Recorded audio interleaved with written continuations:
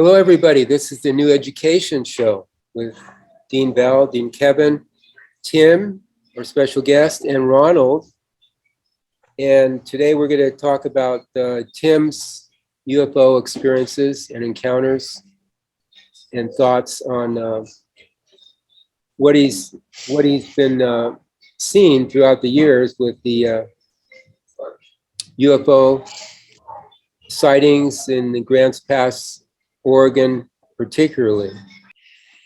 The first strange experience that I remember when I was probably in early grade school, we'd moved up onto a Whidbey Island in the state of Washington. It's in Puget Sound. Anyway, it was all second growth timber. The country had been clear cut of all the first growth fir trees. And all that was left is the stumps. But it comes back real thick, the timber. Well, anyway, that's on the island. I had a buddy, and it might have been one of my first campouts with a buddy. You know, we had a little tent set up, and there was an old well nearby. And it was late at night, and I forget if we were staying up later or what, but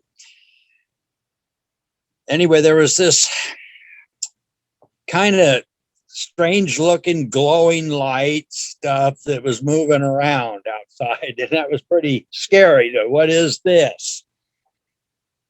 Which I still wonder, you know, was that some ghost that was hanging around that area from whoever had dug the old well when we moved on to the property or what? But anyway, that was something that we were amazed at, because what is it? You're seeing lights moving around close to you in the night, and it's a glowing, I remember it as like a yellowish green light. Well, that was something to wonder about. There was my first time that I really actually was seeing something that I guess you call unidentified flying object was up there in Puget Sound. My father commuted across Puget Sound there from Clinton to Mukilteo. From the island to the mainland, it's 3 miles across, and there's a Naval Air Force base there. And also they had areas where you could drive up and see all these red and white Minuteman rockets that they'd raise out of their silos occasionally. I guess that's just how they practice to make sure everything's operational. But anyway, that's in the area.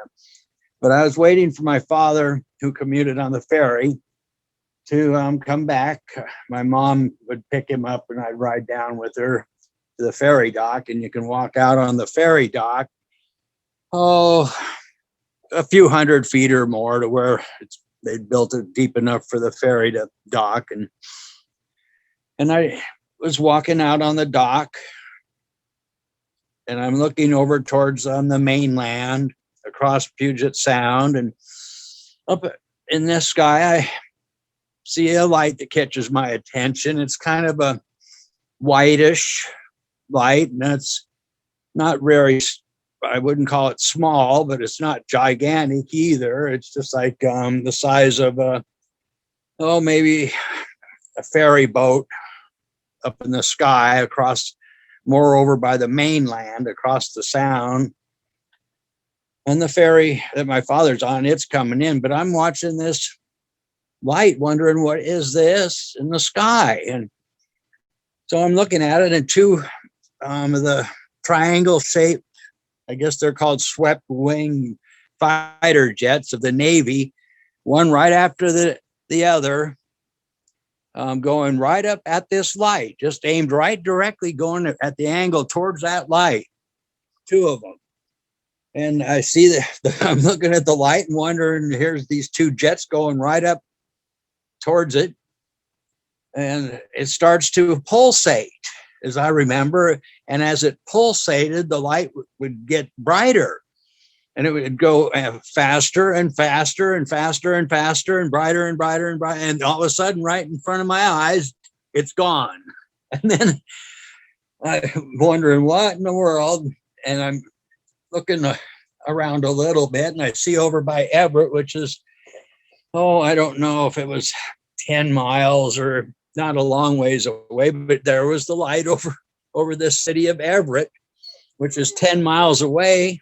And that was almost instantaneous to just turning my head, because it had disappeared in front of my eyes. And then here I see it over there by Everett. But anyway, so there was some write-ups in the paper. Other people had seen it too. And all the ideas like faster than the speed of light ability to make it disappear and appear. And so that was something interesting that wasn't usual to be able to see.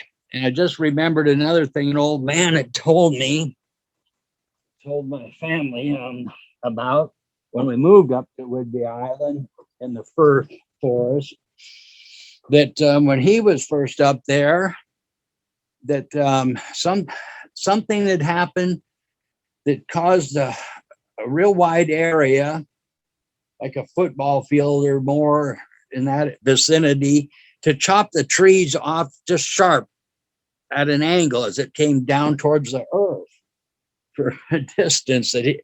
And I'd always wondered, well, what in the heck could do something like that? Just shear them right off on at an even level and angle towards the ground for quite a distance he was talking about. Oh, let's see. I don't know if it was when the engine died going from like Susanville towards Reno out by Hallelujah Junction. That's near the lowest pass in the Sierras, Chilkoot Pass there. And it's kind of not habited by people. And my wife and I were driving along fine. And then all of a sudden, the little Land Cruiser we had just stops running for no reason at all. And so it pulled over, on the side of the road, and wondering what the heck happened here. And that was real strange, that because it came then, it wasn't even a couple of minutes later, everything was fine. It ran fine. But then another experience down there in that, I think that was, yes, in Nevada, that I'm looking up at the stars one night, and I see this gigantic triangle of stars perfectly spaced apart, like, bowling pin setups, the triangle shape, and the angle of the one point, there was the 3 points on the perfect triangle there. The one point was the direction it was going, directly over my head practically. And it was so huge out there that it wasn't like it was jets or anything in our sky. This was in space to me. It was, out there, and just going across, just passing by. My thought at the time was, if they were beings, do they care about the human race at all? Just passing by or whatever they were up to. So it makes you wonder sometimes, these experiences that seem rare, and what are they? Why? If there's no coincidences for seeing what we see and hearing what we hear and all these things. Were these experiences in a certain years that you, when you were young? Like, what years were they? Oh, it was probably the ghost thing and the sighting of the light that flickered, pulsated bright and disappeared and appeared. These are in grade school. And then the car going dead, traveling along, just perfect. And all of a sudden nothing runs, everything shuts off. I think it was lights and everything. And, but then just after a minute or two, whatever it was, everything was fine again. Drove down the road, started. So that was later, that was like 20s. And pretty similar to seeing the triangle up there in space that looked so big to me. And every light was, and there was lots of them, but they were perfectly spaced apart. Just beautiful going across the sky. So it makes you wonder, what is that I'm seeing in this physical stuff that I don't normally see or know what's really going on, what it is. Thank you, Tim. Yeah, there's during that time, I just asked because during that time in World War II, deals were made with the aliens. They had these sightings called Foo Fighters during World War II, where both the British and the American pilots saw these balls in the sky that they could not outmaneuver or they could not shoot them down. They just move around real fast. And they thought maybe Hitler was, this is a new secret weapon that he had created. A lot of thoughts on that. They never really did say anything or find out anything that was in the news, but these were regular sightings during World War II, and then into the 50s and 60s, we have all these abductions and everything. So I wonder if this is a really active time for the UFO phenomenon and the alien factor. Yeah. There was another experience about the flying saucers or whatever you want to call them in my life. In my teens, I think early teens, there was a man named Dr. Fry. He was one of the first that was revealing that he had been one of those that have gone on spacecraft, alien spacecraft. In fact, he claimed that there was they were from the ones that he was traveling with at times were from, I think it was, he said it was from a moon on the dark side on the other side of Venus. And he would say how they had the human appearance and there wasn't hardly any difference other than them being maybe a little taller, but the only way they could tell was that by examining the eyes, an eye doctor or something, to see that they weren't actually like us humans. And he had groups, get-togethers. I forget if it was once a week, or I was very interested in all the things he was revealing about these people from not this planet, and how he would say that, oh, when they would go faster than the speed of light, that they have to look through a telescope in the rear of their craft to see where they're going. So it makes you wonder, how does that all work? Things like that. Where do they get these ideas or experiences to be telling other people about? I think he ended up moving down to Mexico. I don't know. He had secret get-together places here in Southwest Oregon where he would go and get on their crafts and travel with them. And that was This wasn't Jack Fry, was it? That's probably him. Y-E. Well, Jack Fry was the president of TWA, and he had the history with he's married to Helen Fry, which Duane talks about coming back as his daughter in this lifetime. But Helen Fry was in Sedona. They had that in the Red Rocks there. They were part of the Eckankar, or she was later on the Eckankar group, but he was the president of TWA, so I don't know if it's the same fellow. I have never heard of anything like that. But He also was Helen and him were the host of Elliot Roosevelt's, one of his marriage. I'm possibly related to Elliot Roosevelt.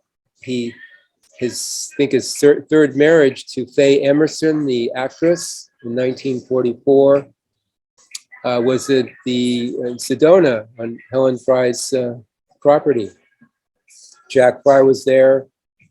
Howard Hughes was there. The bodyguards, because this is like with Elliot had bodyguards from the government. It was a big deal there. So I wonder if that's the same guy or not, because Elliot did have connections with FDR, who was interested in the UFO, and of course the military aspect of the technology that they had. And they were very interested in this sort of thing. But it doesn't sound like Jack Fry actually died, I think, in the 50s. So I don't think he ever moved down to Mexico, but this may be another Fry. It's Frye, the Fry I'm talking about.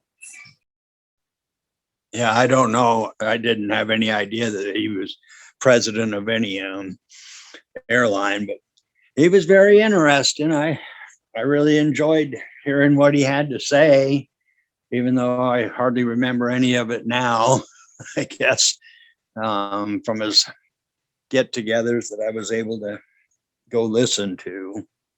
But he was very revealing about him traveling with people that had that spacecraft stuff, and that I'm pretty sure it was from the other side of Venus.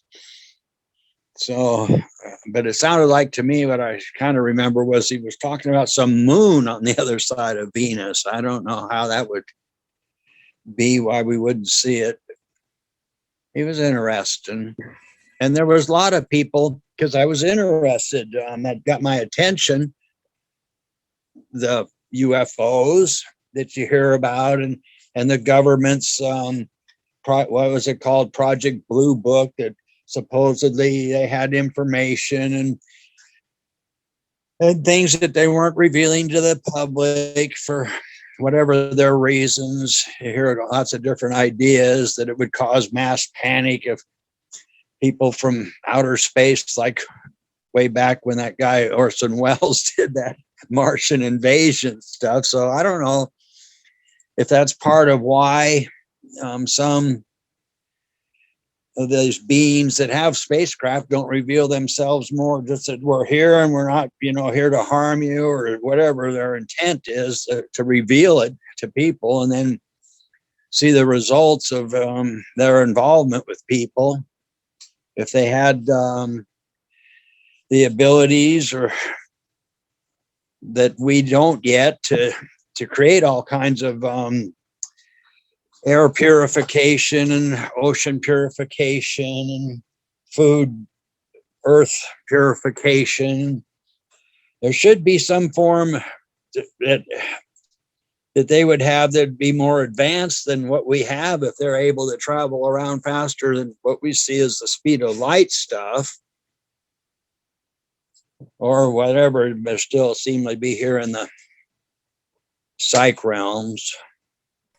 I just see it as private property, reptilian-owned planet. They don't want others interfering with their chattel. It's like, okay, they're around, but the access maybe isn't as great as they would like. Maybe other aliens, I don't know. But the reptilians have a lot of control here.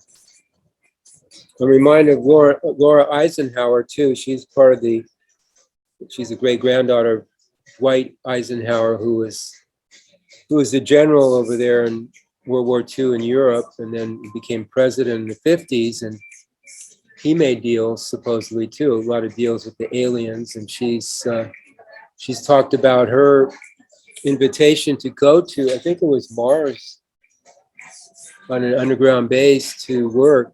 But she didn't want to go. She didn't accept the invitation. But there's all kinds of deals going around. There's all kinds of below the surface. The presidents, most of the presidents I see that know about this, and the elites, because they're working with these beings, and that's how they maintain their power. And they have the technology, the underground tunnels, the health benefits, the transportation, the cloning capabilities, all these things that the aliens have. When the humans buy into them, agree to their agenda, then they have access to these things. So I think the presidents probably, since they're related, most of the presidents are related, they're part of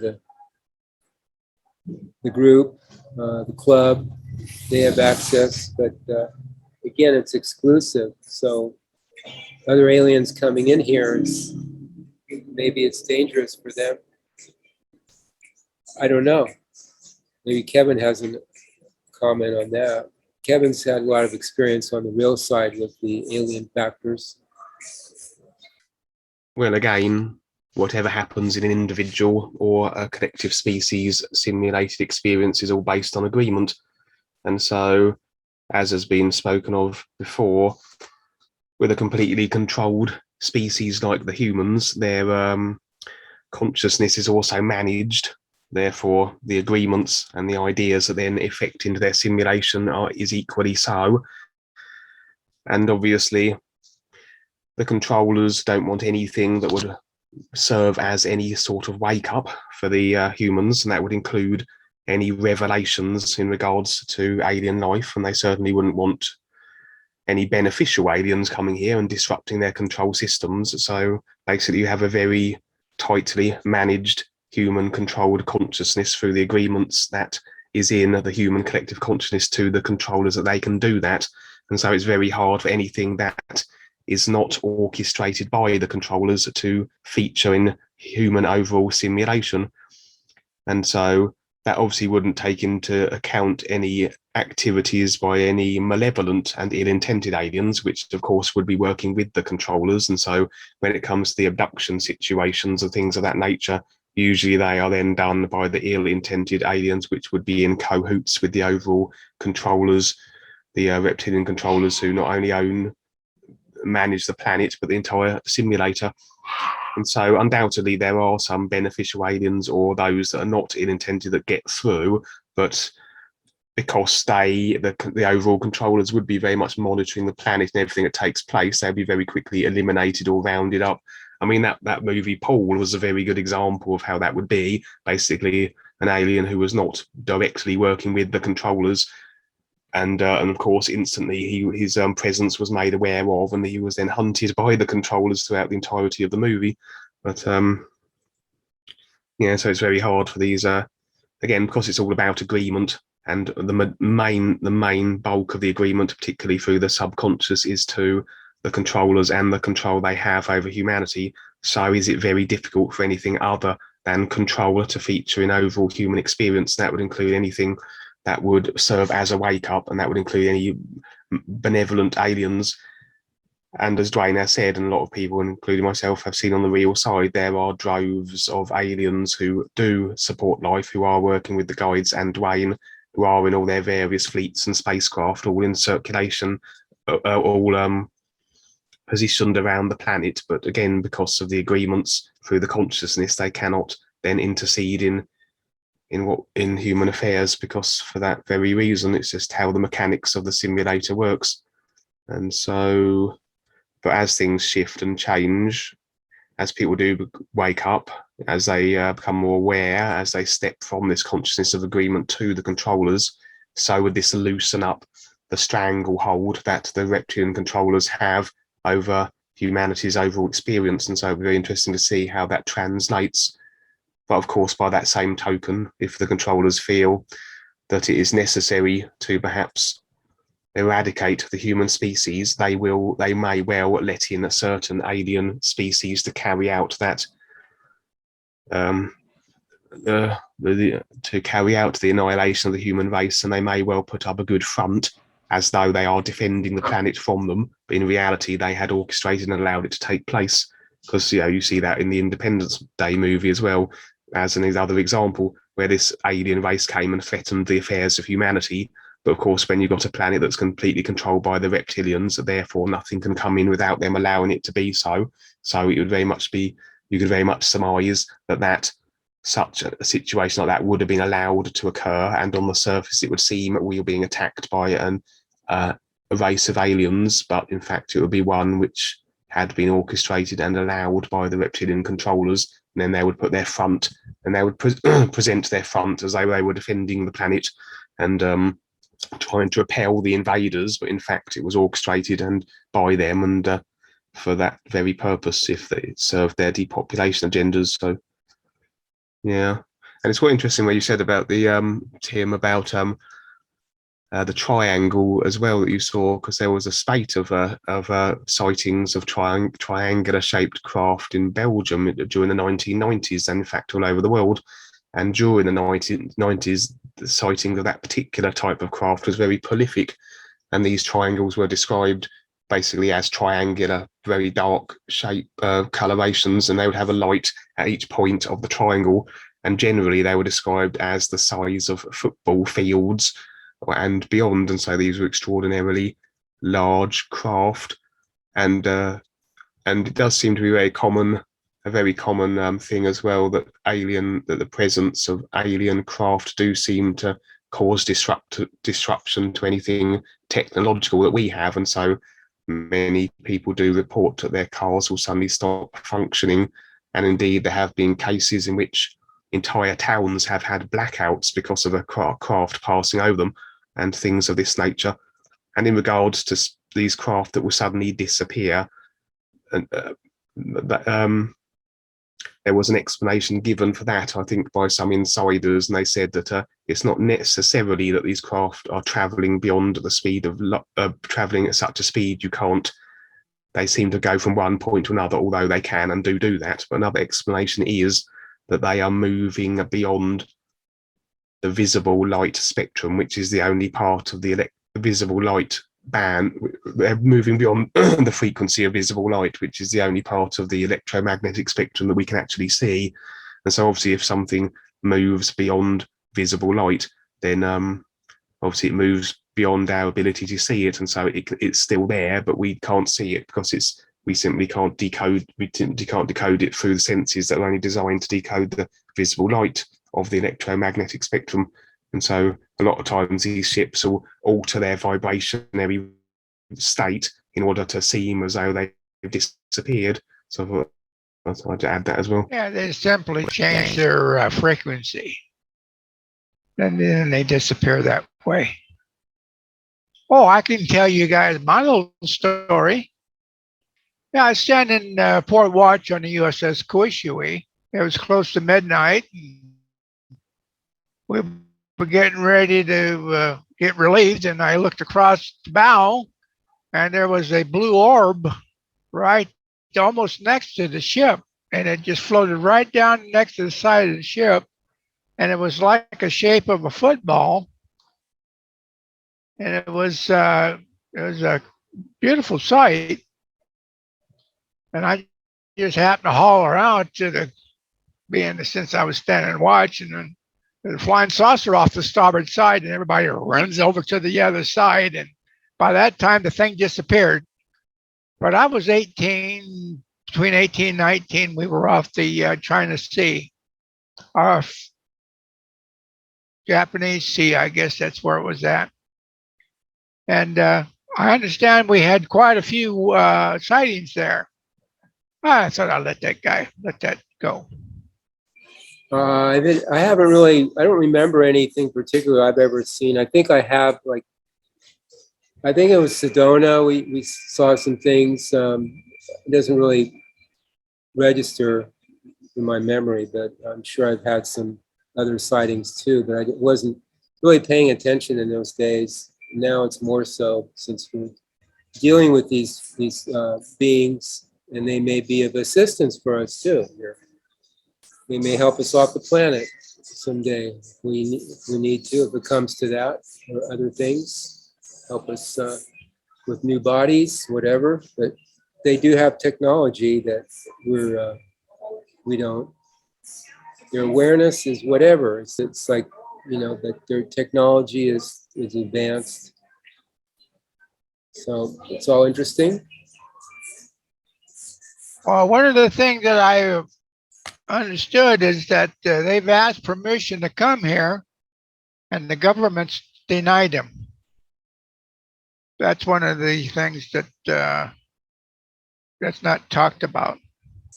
Okay. What's your source of information there? Well, it's been so long, I can't tell you what my source was. I just, I don't know, it could be Bashar, it could have been somebody like that. I don't know. I don't remember. Kim Goguen, Goguen is another source if people are interested. She's part of the so-called Galactic Council. She's like the financial representative. Her DNA represents the human generic kind of overall DNA. They picked her because of her genetics, and she's supposedly representing some of humanity. But she has information about the galactic kind of overview of things and the different species that are involved in the council, Galactic Council.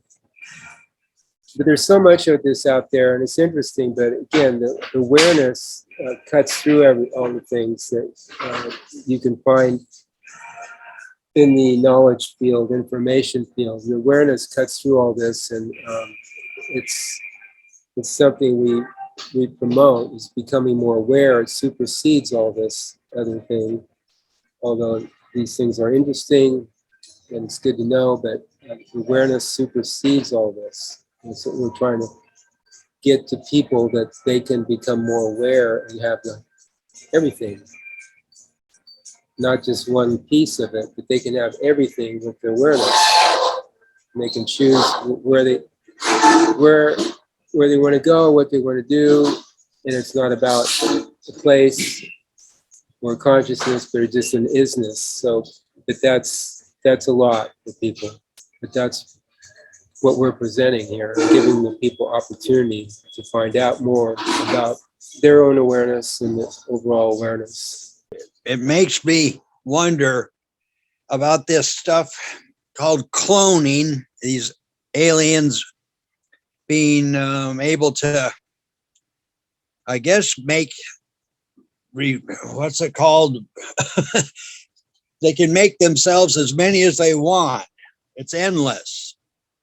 If you wanted to be a zillion of used, you could be a zillion of you in the physical stuff. So there's no limit to the amount of bodies, I guess.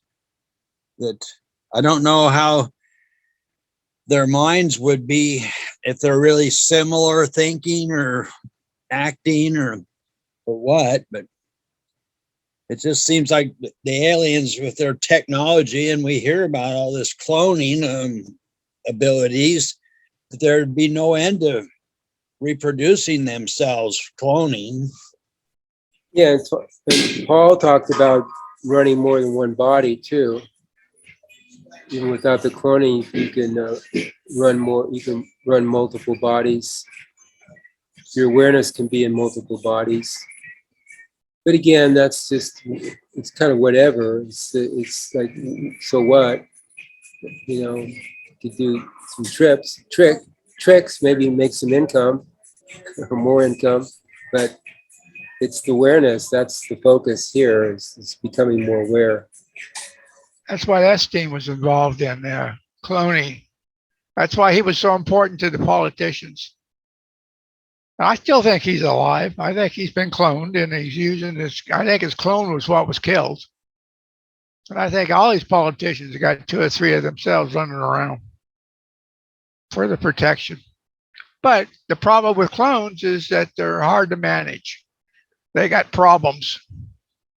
I guess that's because I don't know how that would work if the souls they get, they've got to get souls, but they must be immature. So that's probably why they're having problems with them. That's my thoughts. Well, if you've seen Multiplicity with Michael Keaton, you can see how that works. Yeah. Each successive clone is a little bit less capable. I think it was the fourth clone, third clone. He was kind of duh. Well, the only other thing I did bring was I was going to read a little from a book which gives a sort of a background on UFOlogy. Okay, this particular book is called Open Skies, Closed Minds, and was written by Nick Pope. This came out in the 90s, I believe, and he writes a section about the background generally of UFOs. The following information was sourced from the book Open Skies, Closed Minds by Nick Pope. The first fully documented sightings of literal unidentified flying objects came to us from the United States at the end of the last century. The country that has given us such fascinating imponderables as spiritualism, which effectively began in Hydesville, New York State in 1848, and Bigfoot, a reputed hairy hominid living somewhere in the northern Rockies, might be expected to be first in the modern field of unidentified flying phenomena too. In November 1896, a light was clearly visible in the sky over Sacramento, California, and sightings later in the month were also reported further north in Washington State and Canada. Above the light appeared to be a dark shape, described as a cigar, an egg, or a barrel.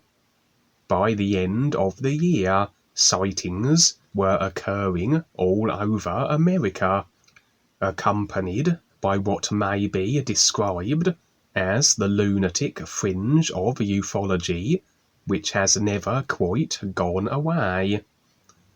3 Methodist ministers saw a flying object take off at their arrival. 2 men walking a lonely country road were attacked by 3 strange beings, tall with bald heads, who fled in a craft shaped like a cigar. In Michigan, a man claimed that he heard an order for a pot of coffee and 4 dozen egg sandwiches by a disembodied voice somewhere above the clouds. Not only did he rustle up the order, but an invisible scoop whisked it up to the equally invisible craft.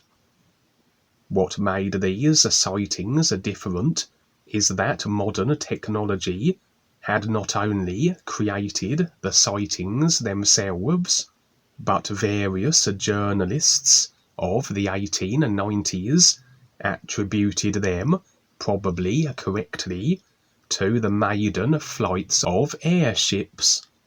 The first of these was the steam-driven dirigible of the Frenchman Henry Giffard, which flew for the first time in 1852.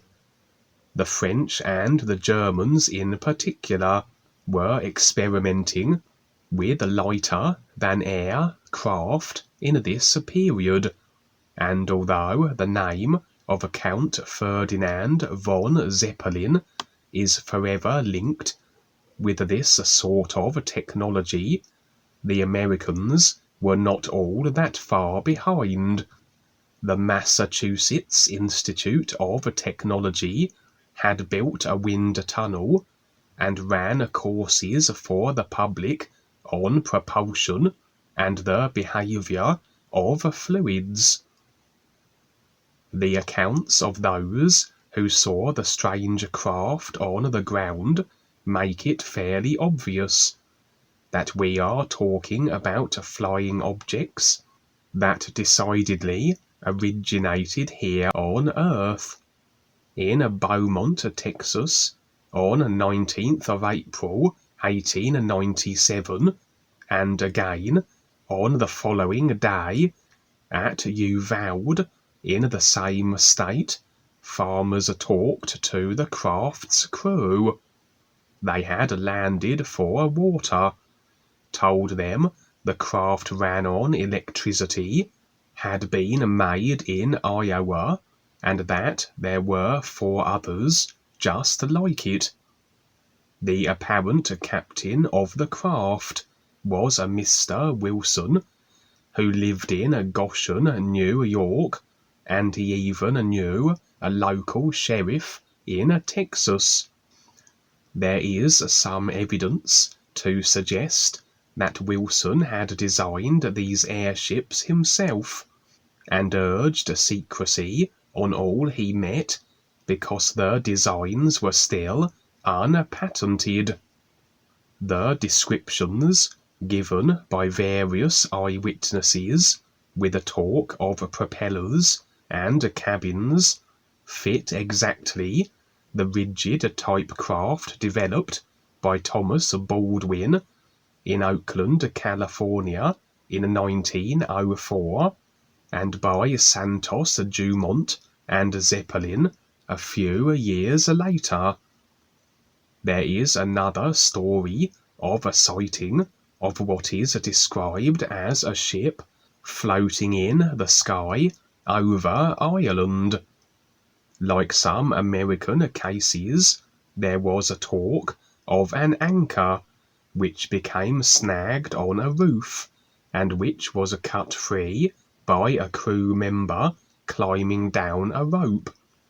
What is special about this particular sighting?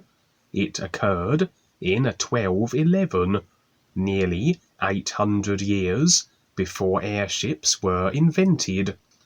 Nowadays, for reasons of cost and military importance, no individual is likely to be designing, building, and flying aircraft, but in the amateur world of the late 19th century, anything was possible. This was also the era in which science fiction had come of age. Jules Verne had produced his From the Earth to the Moon in 1875, and the early books of H.G. Wells, especially The War of the Worlds, 1898, not only opposed the idea of extraterrestrial life, but warned that life could be hostile. The 1930s saw the arrival of ghost aircraft, particularly over Norway and Sweden. Conventional aircraft design had moved rapidly since the turn of the century, partially as a result of the catalyst of the First World War. Orville and Wilbur Wright's The Flyer, which had been kept to the air for only seconds above Kitty Hawk Beach, North Carolina, on the 17th of December 1903, had now been superseded by a whole range of military and civil aircraft, bombers and fighters, and the way forward was towards the monoplane with a single wingspan, rather than the biplanes and triplanes that had flown over the trenches of the Western Front. The Scandinavian sightings were of monoplanes and biplanes, usually grey in colour, sometimes lit by searchlights from the ground. But searches over the area by the Swedish Air Force revealed nothing. 24 aircraft flew, 2 of them crashing as a result, and no trace of a secret base from which the ghost planes could have flown was found. It is impossible, a senior Swedish airman told reporters, to explain away the whole thing as imagination. The question is, who are they? And why have they been invading our territory? The most plausible explanation, though not without its problems, is that the ghost aircraft, the engines of which seemed to cut out during flight, were experimental prototype missiles which developed into the V-1 and V-2 rockets by 1944 and 1945. Adolf Hitler, bent on avenging the loss of the First World War and promising to tear up the humiliating Treaty of Versailles, had come to power the previous year in 1933.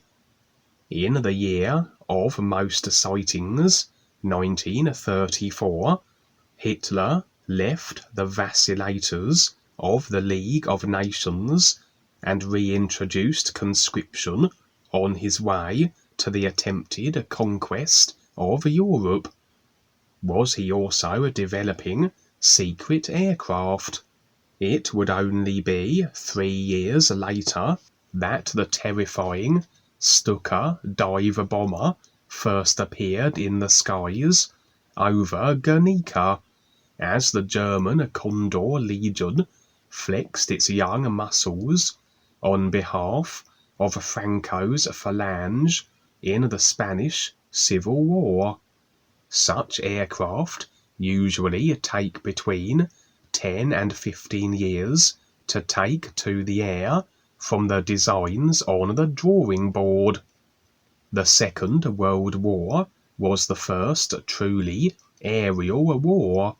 During the Great War, aircraft had been used initially for reconnaissance, and officers had to be drafted in to fly them from the existing services, notably the cavalry and infantry. Dog fights developed, at first with pistols and even stones, as reconnoitering aircraft met each other in disputed skies. The year 1939, however, saw the unleashing of Blitzkrieg, Napoleon's lightning war, translated into the air.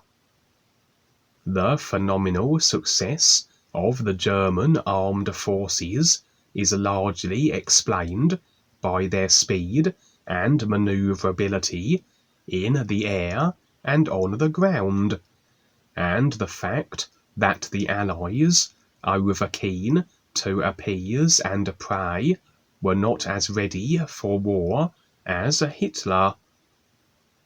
The increased aerial activity, saturation bombing, aerial photography, fighter interception, nightly missions, created a mythology of its own.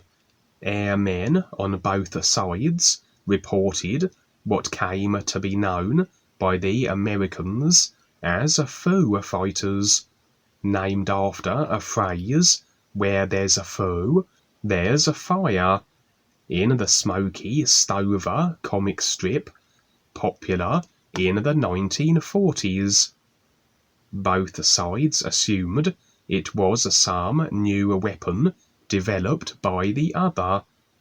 Reports were numerous.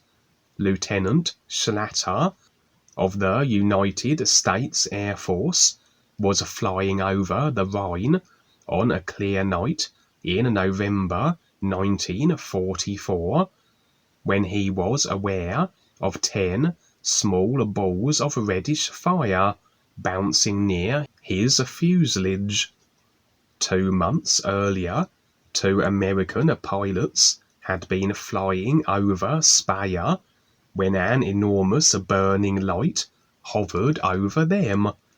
It seemed to be travelling at speeds of about 250 miles an hour.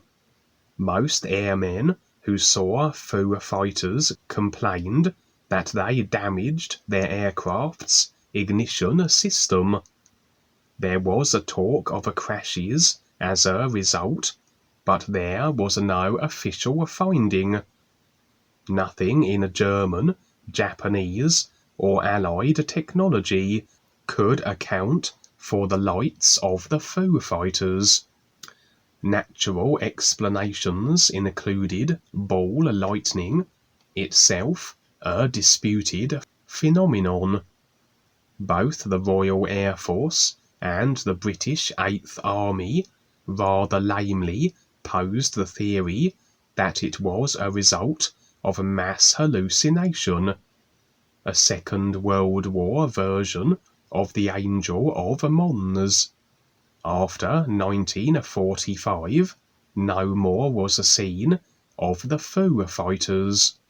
Ufology officially came of age, perhaps, on the 24th of June, 1947.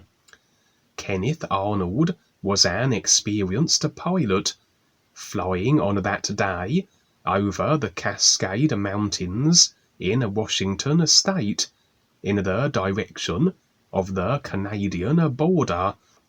He was looking for the wreckage of a military transport aircraft that had crashed in the area when he saw 9 separate objects flying in formation. They were travelling, he estimated, at speeds in excess of 1,000 miles an hour, much faster than any known aircraft at the time. Later, when asked by reporters to describe the craft, he said, "They flew like a saucer would if you skipped it across the water." This single sentence at once caught the imagination of the public, and spelt out an immediate death knell for the UFO as far as the scientific establishment was concerned. Arnold had in fact reported that the craft themselves were crescent-shaped, but it was the saucer image that stayed. Even the cover of the book that Arnold wrote with Ray Palmer in 1952 showed the now traditional disc-shaped spaceship. It was even called The Coming of the Saucers. In the years ahead, there would be hundreds of sightings of saucer-shaped craft. How many of them are as a direct result of the media's misinterpretation of what Kenneth Arnold saw? Arnold's experience could not be verified. By 1947, radar tracking was sufficiently sophisticated to pick up 9 objects racing through the Washington skies, no matter what their speed. There were no radar traces, and no one else saw the craft either. What had Arnold seen? Was it any one of a dozen possible natural phenomena? Or was it another example of human technology released ahead of its time? On the 5th of March of the previous year, Winston Churchill had said to the townsfolk of Fulton, Missouri, "From Stettin in the Baltic to Trieste in the Adriatic, an iron curtain has descended across the continent. Behind the curtain lay the avaricious might of the evil empire of the USSR. The former allies, who had shaken hands ceremoniously over the ashes of Hitler's Berlin, now drifted apart into hatred and mistrust. America, in particular, became obsessed with communism. Senator Joe McCarthy warned against Reds under the bed, and in this Cold War, which was to prevail for nearly 50 years, both sides stockpiled their conventional weapons and experimented with new ones. Is it possible that, in this context, what Kenneth Arnold saw were prototypes of Jack Northrop's flying wing aircraft, the design of which would eventually be incorporated into the B-2 stealth bomber? Then it leads into more famous cases such as the Roswell event of the 2nd of July 1947 and continues on, but I think I'll stop there. It just gives a brief overview of the UFO phenomenon as it began with the airships of the late 18th century and early 19th century, then to the ghost ships, and then the Foo Fighters, then Kenneth Arnold's famous sighting in 1947, which, as he said, more or less kick-started the UFO, or at least made it known in the human experience, I suppose. And it became more widespread and well known. Then people have been seeing the UFOs ever since, in all their various forms and such. And all the abductions that would follow, the most famous abduction case being Betty and Barney Hill from 1961, if I remember correctly.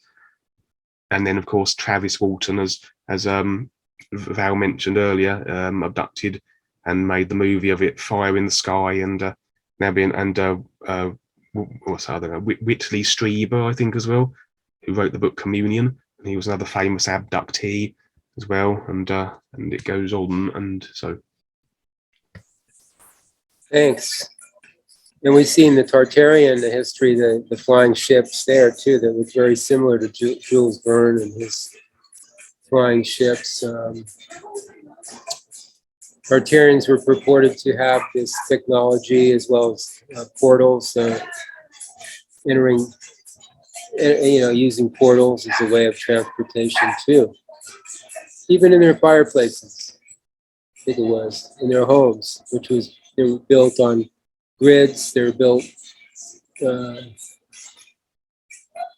technologically provide energy, free energy, and they could travel through their fireplace, I think it was. It's something maybe we could look into later too. They had these huge fireplaces, not just like a little one, but you could fit you could stand up in it, and go through it. I actually wonder how much of this may involve with time travel. When Andrew was said when he went back to 1863, they even took pictures of him. So there could be some of this going on that's interfering with our history. There's some tampering, and I think that's why they had to send Al Bielek back to 1943, because when he jumped time, and when the Eldridge had jumped time, that they had to send him back because they said it messed up the time space warp time frame, I guess. You're talking about the Philadelphia experiment or something else? No, it was a Philadelphia experiment. Okay. Yeah, that's when him and his brother jumped over the side, and they thought they were going to hit water, but they hit hyperspace, and that's when they got radiation burn. And they spent, I think, 2 months in the hospital, and 2137. And they asked him what was wrong with him. They said, "You got radiation burn." He said, "For what?" They said, "From being in hyperspace." Yeah, and when he came back, he didn't come back to 1943. He came back to 1983. That's when he met the the scientist, the head scientist that was on the project when he left, because the guy that was running it back in '43 quit because they were wanting him to run their tests on humans, because I guess Roosevelt needed this thing really quick because of all the ships that were being sunk. And Tesla said, I'm not going to do it. So he sabotaged it and left. And then that's when this other scientist took it over and discovered what Tesla had done, which was pretty simple to fix. And he went ahead and did the test. And that's when they ended up with all the damage to the humans that the guys that was damaged were the guys that were on deck, but the guys inside the ship were just fine. They're the ones that ended up inside are embedded in the metal when it rematerialized. And then back in, they started the program, they finished it up in '43, and then they come back in '47 and started again. And by 1953, they had finally succeeded in all their testing. And they've been doing all kinds of weird things since '53 because of that work that they've done. Well, we should use that Philadelphia experiment, the movie, for one of our reel-to-reels. Yeah, Maybe. but they got 2 or 3 movies out on the Philadelphia experiments. Well, the one I would pick is the one that I call it a Class B, was made in '84. And that one surprised me was I thought it was a bunch of fake stuff, but then it turned out that most of it was true. They followed the original Al Bielek story, I guess. And I thought that was a pretty good movie. Thanks for being here. That was New Education at its best. So we finish off with the NUUU, which is your connection to something real, but you have to figure it out. But it's a start. NUUU. Ronald? NUUU. Tim?